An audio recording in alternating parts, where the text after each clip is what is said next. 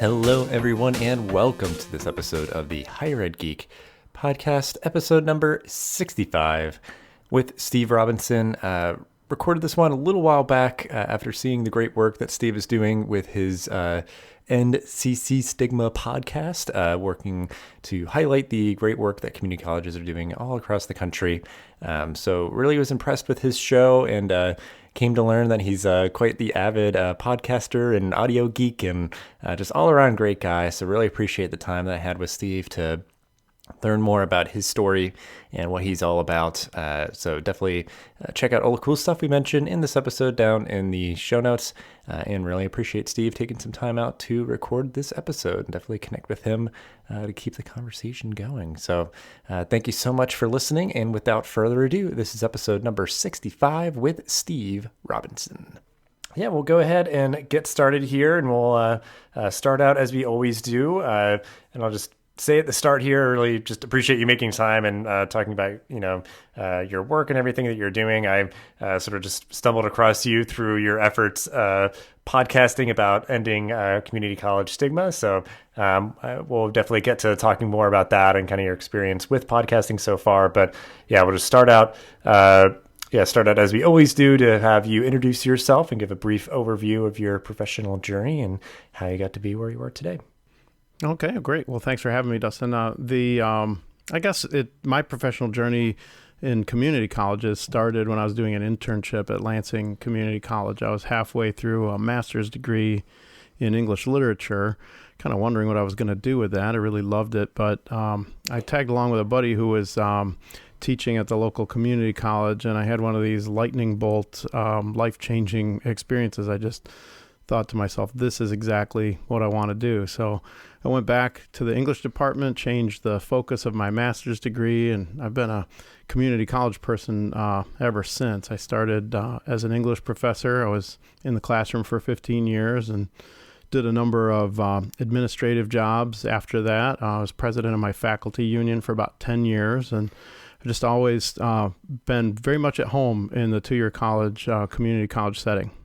Well, I guess if there's anything, because you mentioned like that happening more like in your graduate work, that transition and kind of the, just like you really found like a place to kind of commit to and do good work in the community college setting. But I'm curious if there's anything in addition to that really like pivotal moment for you. Like I always like hearing from people like what their like undergraduate college experience was like, because, those are the people that we're supporting. And it's always neat to hear people who go into higher ed or not, just like what their college experience was like, anything kind of formative from there, since I think it is just a very developmental moment for so many people. But yeah, anything that you look back on, any like memories, like any experience from college, personal, professional, like just community mentors or any sort of like lessons or things like that that still kind of are salient for you today. Yeah, tons of them. I had a wonderful college experience. I wasn't a great high school student. I kind of got into my college by the skin of my teeth. I went to Michigan State University, ended up staying there for many, many years. I went off as a technical theater major because that was my passion as a high school student, and did a bunch of productions undergrad and then kind of changed my major. But to your question, I actually credit a mentor with getting me through my baccalaureate work. As a complete beginner, I started music lessons in the music department and studied the double bass. And I had not played an instrument before. The double bass professor at Michigan State took me on as a beginner, and he was my de facto mentor, even though I was only a music minor. He was the person that I, sounded off about frustrations, and I ended up taking lessons with him, all the way through my master's program. I actually took a break between bachelor's and master's to play in a band, work in a music store, that kind of thing. But it was my mentorship with Peter Dominguez, the professor of double bass. He's now at Oberlin, probably getting close to retirement. He's a great guy. And I loved Michigan State. There's something about a big state university, a research university where there are little pockets where you can be yourself and do things like I did in theater and music, but big enough that it kind of feels like the world. My wife also went to Michigan State, and we we joke that one of the things we learned at Michigan State is that there are lots of people in the world, and you're not incredibly special. Right? There's another one of you right around the corner, and you kind of have to make things happen for yourself. Right. I think that's somebody I worked with who has lived and worked in New York City for a very long time. It's like the idea of like there's always somebody doing like better than you and worse than you. So it's that idea of just like kind of being like very humble. Yeah, it's like any moment, because I'm like humble to a fault, but like I think it's important for us to have that, and maybe just like knowing that you kind of have to work for what you get, and those sort of like not. I don't know. Yeah, it's just a very good sentiment. Just funny. Yeah, like sort of a very different way of getting to a similar feeling. But that's how I felt at a big state university, and I am still in touch with a lot of people I went to college with. And for some things, there's an incredible amount of competition. One of my passions as an undergrad was student radio, and so I had a program on the FM station. But it took me 3 years to get there. It was highly competitive. Had to do a show on cable FM and kind of prove myself, work my way up, and it was a formative experience for me. I really did have a great college experience. Awesome. Well, I hope we will maybe talk a little bit more about like music. It sounds like it might be something that you kind of just like geek out about. Absolutely.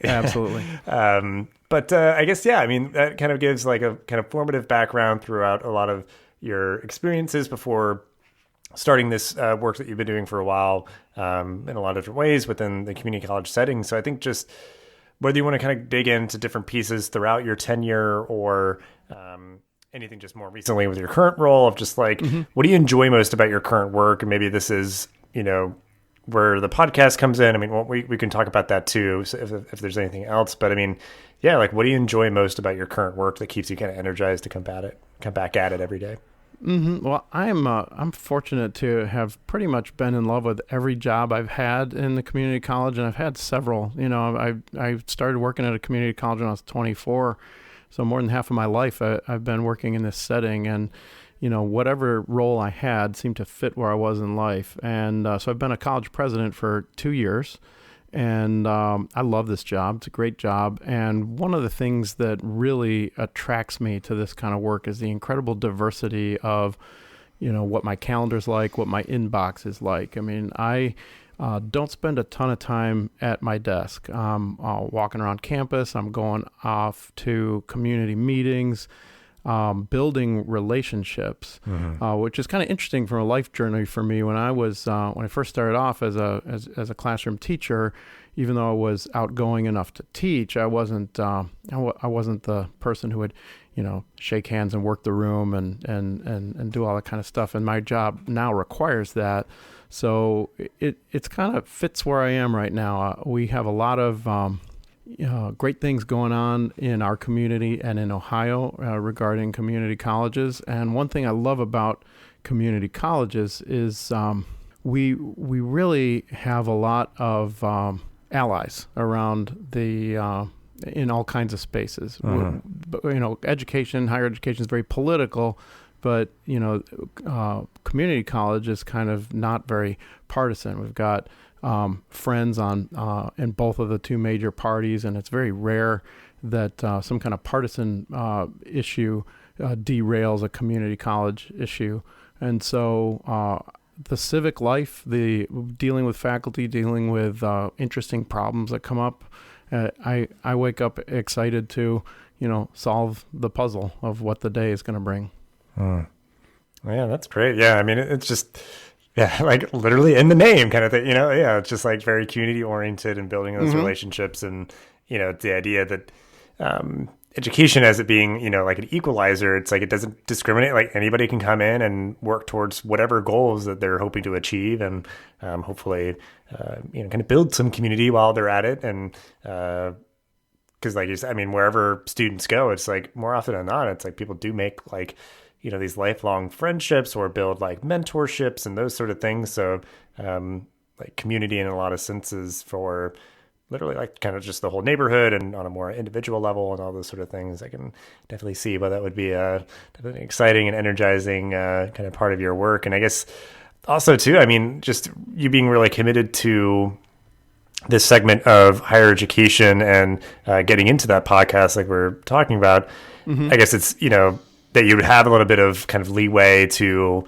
experiment and do these sort of things where, you are sort of putting yourself out there, putting your institution on the map, on one hand, if it's, I don't know if you're getting kind of just like free clearance to do that, or if you're at least kind of working with any colleagues to kind of control messaging. Because I know you're really like, I think it's always a good sign of a good podcast. I think you're definitely putting the spotlight more so on other folks to speak and kind of talk through things. But I guess, yeah, like what was that experience of like getting that started and doing it as like, something that I know you're kind of, I guess, working on, I think season 2, right? Like that should be coming soon. Right. Like just like kind of where you see it going and I guess, yeah, how it got started.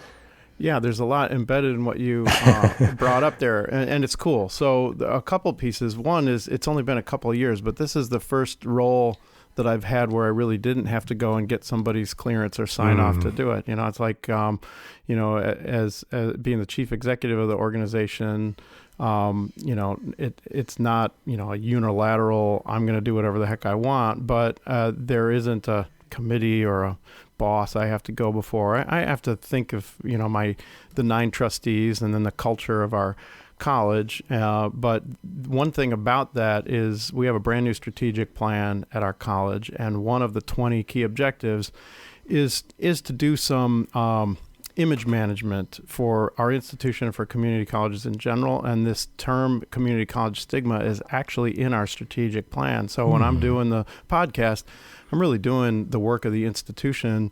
Another thing, we just recently revised our vision statement. One of the vision statements is to become a premier community college, and that means kind of getting some national exposure for raising an issue. So the success of the podcast, the great interest in dealing directly with community college stigma I think it's really propelling our strategic planning work forward.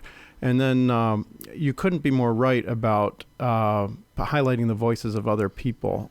That podcast, the Community College Stigma podcast, actually has a mission statement, which is, to amplify the voices of people who are using social media to push back on community college stigma and create a more accurate view of America's community colleges. So it's a voice amplification message. And that's what's going to happen in season 2. We're going to try to do even more to create dialogue and highlight different voices. Yeah, because I think I talk about this a fair bit with other people who podcast, and just like with the boom that it's had in the past several years, it's fairly transparent, I think, when it is a very like kind of ego-serving endeavor for people. Like, so like I kind of get turned on. Like they can still be entertaining, but I think it always kind of has that little kind of asterisks on it where it's just like, okay, this is like a vanity project, seeing, I guess, more so with like celebrity and people and like entertainment and stuff. But because at the core of it, the medium, I know I've just been a fan of it for so long, and using it in the ways like you're doing to just like really like literally voice it, it's just somebody's voice. They're just speaking to something and just being able to help provide a platform and have really good dialogues and discussions and talk about important things, but doing it in a really engaging and relevant way. I'm just always a supporter of. So I'm glad that you decided to dive in. I guess I'm curious. Like you said, like you had experience with radio, and I feel like because I dabbled with it in high school, so it sort of like scratches that itch of always like enjoying sort of like content creation or just audio recording and that sort of stuff. So do you feel like it sort of like hits another thing like that of just like you've always kind of been into this sort of stuff, so it sort of just manifested as like because you could do video, you could do blogging, you could do like any form of like content creation. So did like podcasting stick out in particular for sort of like your past experiences? It did for a couple reasons. So I mentioned undergrad, I did a lot of music, and when I was a faculty member and even a dean, I found time to be in a band here or there, but since I became a provost and now the president, I just really don't have any time to play out, but I love to mess around with wires and microphones and all kinds of stuff like that. So this is a great outlet for that. And actually, I kind of credit the students at Owens Community College for getting me back into audio production because it's a short story, but it's worth telling. I'm a vinyl record fanatic. I've got a program on the student radio station called the Vinyl Hour where all I do is play vinyl records. And that was the students' idea because we had a record store owner here in Toledo who tragically passed away. And so I did like an hour radio tribute to him. I sent it over to the students and they were really sweet. They said, this is like one of the coolest things we have. You need to turn this into a regular program. Wow. So I started that program, and then that got me, back into this. I started a podcast that I do specifically for faculty and staff on our campus. It's a kind of a campus engagement podcast. And then when we started using social media on the community college Stigma issue, I was having these phone calls and email exchanges, and the power came from other people's voices. And I thought, well, geez, I could write this. I have a blog I keep at the college. I could have put it on there. And I thought, well, wouldn't it be great to hear all these different voices from all over the country? And so, in Community College Month, which is April, I set out to do 4 short podcast episodes, and that just wasn't enough time with all the people who wanted to connect with me. So we did 6 hour-long podcasts. I had 40 different guests in that 1 month. It was a marathon from 15 states, 27 different organizations. And immediately when we were done, I started getting contacted about, well, what are you going to do next? When is this going to happen again? Yeah. I mean, it's a great podcast. Yeah, it's fun. It's fun. Yeah. And I guess too, you've had because I mostly record with people over Skype, and I've had the few opportunities to record with people in person. But it sounds like because you've interviewed people like your institution or just like other places by the sounds. Because I know sometimes it's always hard. It's never going to be the same in terms of just different things when you're recording over Skype. But just it seems like you so many people, and you have so many people that are great for it at work at your institution. So I'm sure it's just no shortage of guests, and then just being able to grab time with people either locally or virtually, and mixing them together to really amplify all those voices. It's so great. So it's really cool. I had to see. fun doing it. A lot of the calls, a lot of them were phone calls, and if you listen to the podcast, some of the most of the audio is pretty good. I did a good job of, I think, cleaning up some of the phone calls and getting the mix minus working. I mean, there's some technical podcasting stuff. You have to do that. We'll probably do some Skype in season 2. My co-host Rachel James and I we're going to try to do what you and I are doing, or we'll do some double enders where we either have the guest go to the media folks in their organization and get some technical help, and I'll let you know how this goes. I've got this grand scheme to just send them a nice Zoom digital recorder. They're so cheap now, with return postage, and have them just send it back to me because the audio is just so much better. The episodes where I was able to get a high quality recording of the other guest or meet with them in person, it felt a lot better. Yeah, I mean that's a very clever idea. Yeah, I'd be very curious to hear how that might work out. Because it's which again, part of the beauty of the podcast, I think people are willing to tolerate a little bit of audio hiccups, or just it's not pristine high end quality. As long as the content's really good, I think people will and it's not even suffering. It's just okay, it's clearly different. It sounds like a phone call. People are used to that. You listen to NPR or something, they're bringing people in really on the fly. But even just that ounce of it's sort of something oh, we're just mailing it and we got to get it back or whatever. Which I guess is a little bit more of an ounce. It's more maybe kind of a pound of effort or whatever.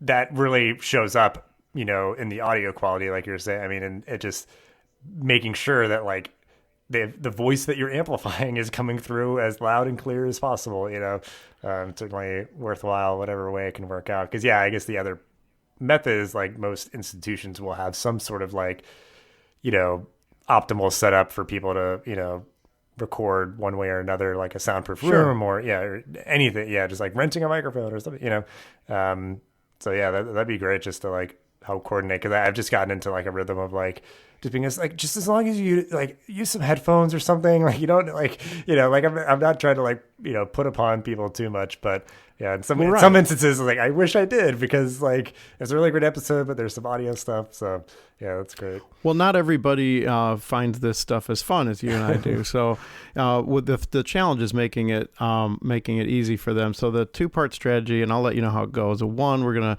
if we're talking to folks at colleges or big nonprofits, and that's where, our next episodes are going to have a single anchor guest, and then we're going to have a number of student interviews.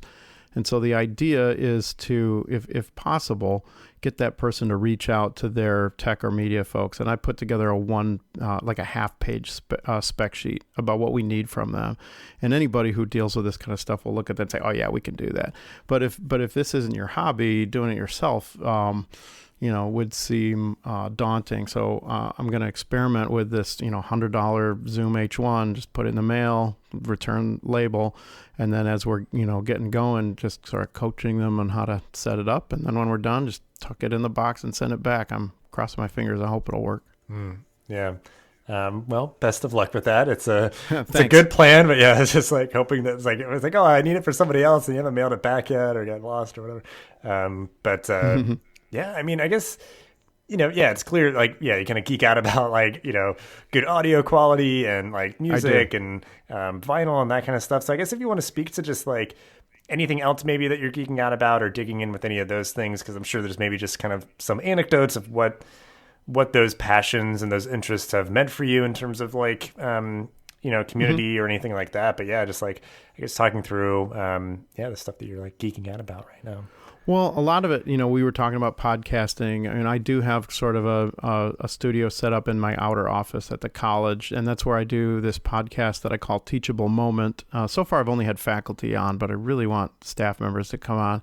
The idea of that podcast is a member of our campus community comes on the show and teaches me an idea from her or his area of expertise. So I've had like a psychologist came on, taught me about people first language and the disability community, had a geographer come on teaching me this core concept from intro geography called cultural hearth. And it's a great way to do two things. One is to connect with the people on our campus, because we have phenomenal folks. And then the second piece is to kind of promote them. A couple of these podcasts have been good enough that these faculty want to put them in their Blackboard shells to, use them as supplemental instruction for their students. So, and then recently, one of the things I've been getting more and more into audio editing, which I used to find really tedious. But I'll give you one interesting thing I geeked out about this week with our folks. Our media folks are doing a new student orientation video. We're going to be doing our new student orientation a little differently. And they want to have it's like a 3-minute intro with me as a talking head at the beginning. And we've got a great videographer. He's awesome. He put a lav mic on me and we're like walking across campus. And when we were done, I said, I've been doing a lot of audio post-production. And if you want, I can take one of my nicer microphones and re-record some of this. And his eyes lit up. He said, oh, that would be so cool. So actually he sent me this is very geeky. He sent me the lav mic output from the camera video shoot, and I recreated it here at home and sent it to him. But I actually had to, make sure that it was exact, because he's going to, sync it up with, my moving image in the video, and that's not exactly easy. So I can't wait to see what that's like. So just that, and I'm always playing around with record setup. I do this vinyl record show. Always trying to find some better way to do it. With I've got turntables and speakers and that kind of stuff all over the place. Yeah. And I think because like in high school, what I did was like it was like a technical high school, and you chose sort of like what your sort of shop class, would be. And it was radio TV is what I chose. And when I went to college, I just took like, intro to film and like a couple different film classes. And I've just always kind of like geeked out about those sort of things of like doing that, like, because I can't remember exactly what the acronym stands for, but it's like ADR, like that, like kind of like post-production audio recording and stuff. And like sometimes there's just like those instances where it's like really bad, but like the idea is like there's so much value of just like, again, like high quality audio, like making sure that like you can be understood, and it's just like, you're recording outside, you're getting all the background noise or, anything like that. So, I'm sure just like, anytime you do any sort of video producing, it's like, you don't know where anybody's at on the spectrum of just like understanding like what it takes to have good audio quality or video quality and those sort of things. So it's, I'm sure anybody that you're working with is very grateful for your kind of, enthusiasm and interest and just knowledge of just, committing to making all of this content high quality. So, and they do a great job. I mean, I'm really lucky to have really talented media folks at our college, and so this is a way where I could kind of collaborate with them. And it's interesting too, because one of the things I've been doing lately, I gave a talk at the NISOD conference about podcasting.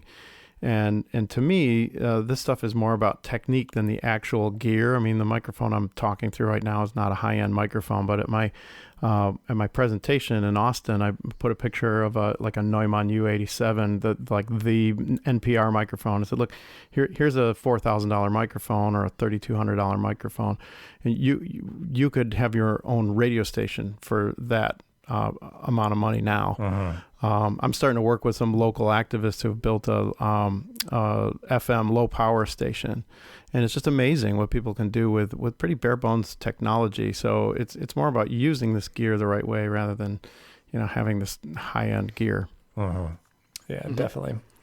Well, I guess then I'm curious. It was just like asking people, what they're reading, watching, and or listening to. So, anything that's just like grabbing your attention that you might want to recommend folks to check out. Well, since we've been talking podcasting, I have to admit that I'm not a voracious podcast listener, but I have been probably since the beginning of the medium, listening to a little bit of it. And whenever anybody asks me that question, I like to highlight a little podcast that I love called Philosophy Bites. Philosophy Bites is a philosophy podcast out of England, put together by Nigel Warburton and David Edmonds.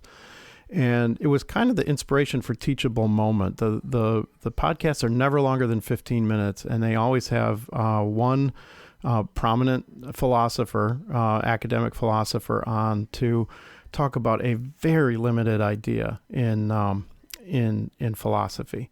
So, for example, like a particular thought experiment from Plato's Republic, or something really small, bite-sized, so they can dig in.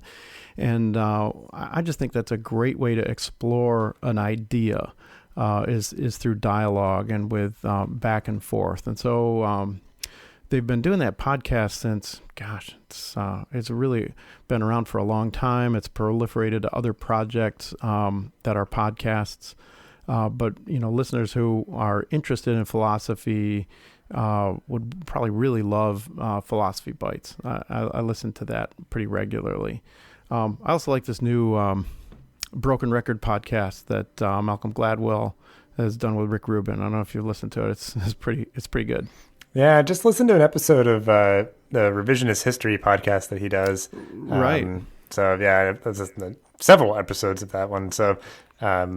Yeah, it's cool to see that he's kind of getting into podcasting a little bit more. Like it's just neat, like witnessing when certain like notable people are like catching the bug. Like they're just really getting into the format and investing in it. So always a good thing. But we'll definitely include links out to those. And those are good ones. Yeah. Those are good ones. I'm trying to think of other things. At this time of we've got a lot of things going on at the college, and particularly, and we've got the biennial budget going through in Columbus. So I haven't had a lot of time to sit and read. I am reading the Mueller report. I got through volume 1. It occurred to me that it's something that a citizen ought to do, right? I remember when I think my grandparents read the Warren report when it came out, and so it seemed like something to civically educate yourself. So I've read volume 1 so far, the Mueller report. Wow. But apart from that, I'm just mostly, buried in work. Yeah,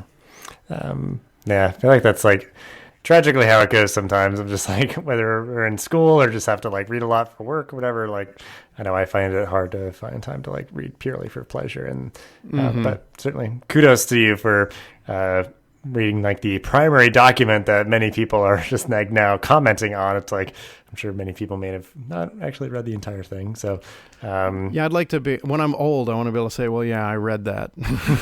yeah, and like I said, it reminds me of other primary documents that, people talk around, but, haven't read. And I'll just say this for volume 1, it's fairly well written. It was a big undertaking to do that investigation. Volume 1 is just about the Russian interference in the election. I haven't gotten to the other pieces, but it's very thorough.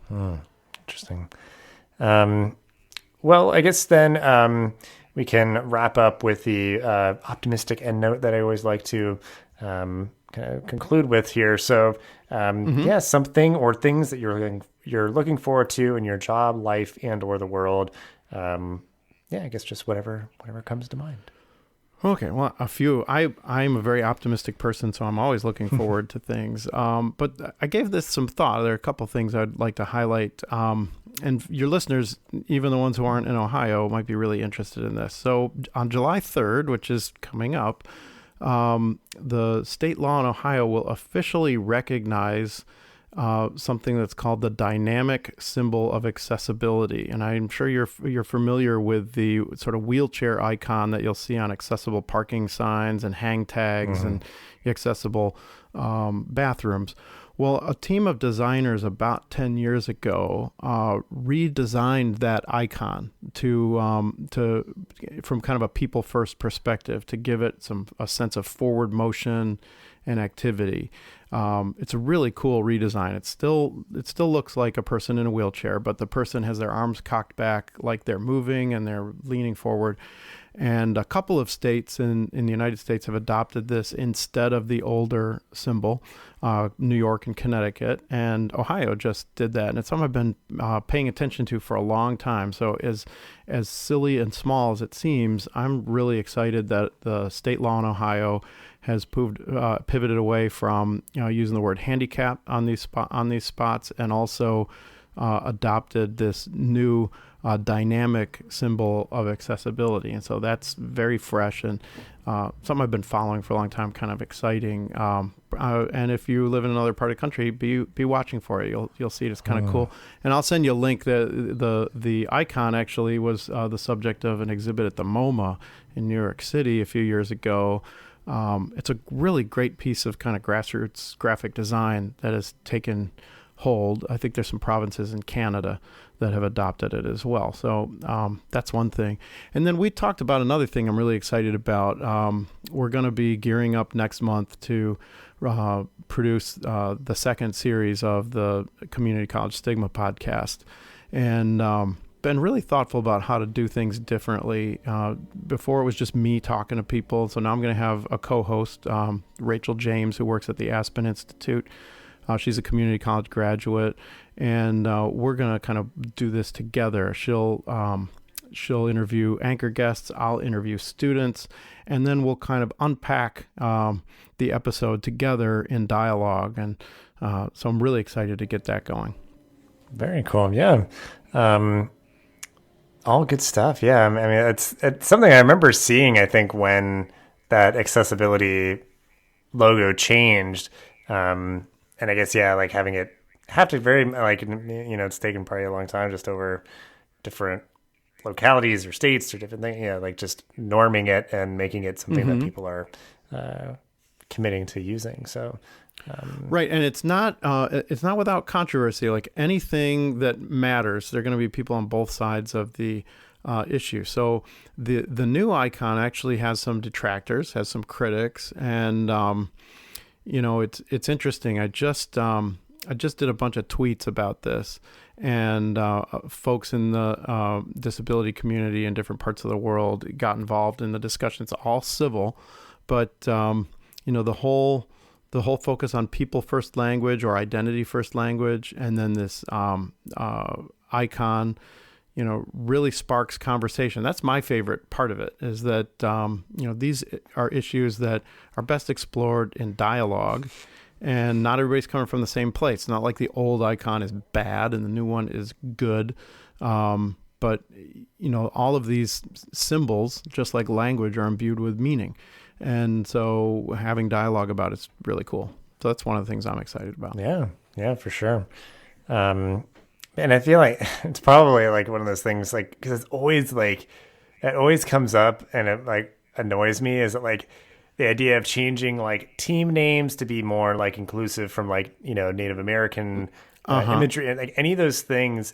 I feel like people will always on the other side of that be like, but it'll cost so much to change the signs. And I'm like, is that really your biggest concern? Like the one-time cost of like changing signs is like enough to just be like, we shouldn't even do it. It's not even worth it. Like, so it's, at the very least, like if they feel that way and then are hopefully willing and comfortable to engage in dialogue, it's like, it's like that's where the change happens. It's just like people talking and, better understanding where each other is coming from. And, hopefully people are, in the world right now, the perception or, people I think talk about how much that happens less or doesn't happen as often as it should. But I think, again, being the optimist, it's like, if you're putting out your feelings and your thoughts and, just some forward progress that's happening.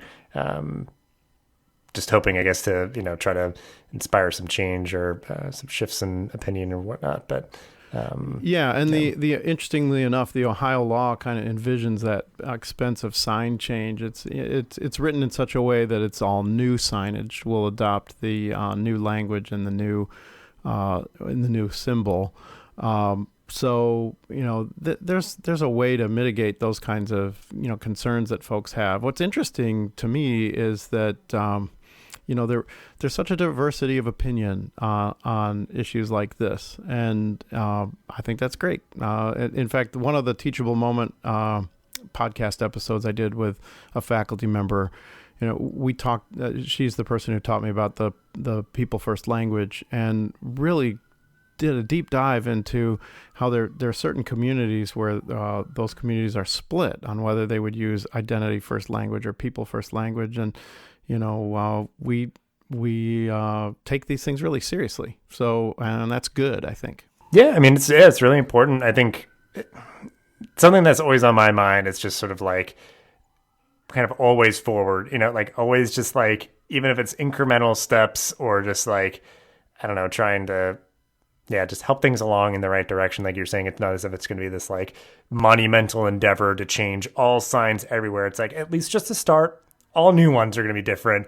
And then eventually, like, we will get to changing the old ones, like, because, it's like, sure, that is a concern. If it's like, if we had to coordinate to immediately make signage changes across an entire state or something, it's just like, I mean, that would be a lot. But, there's like a compromise of like, we'll do it in a common sense way, like we're not going to, put ourselves out too much just to immediately make the change. But it is, even then, like, symbolic in two ways. Like it's literally a symbol and the meaning that's in that symbol, but like a symbolic effort of just like, this is very much a values thing that we want to commit to at this higher level, and just make that very apparent,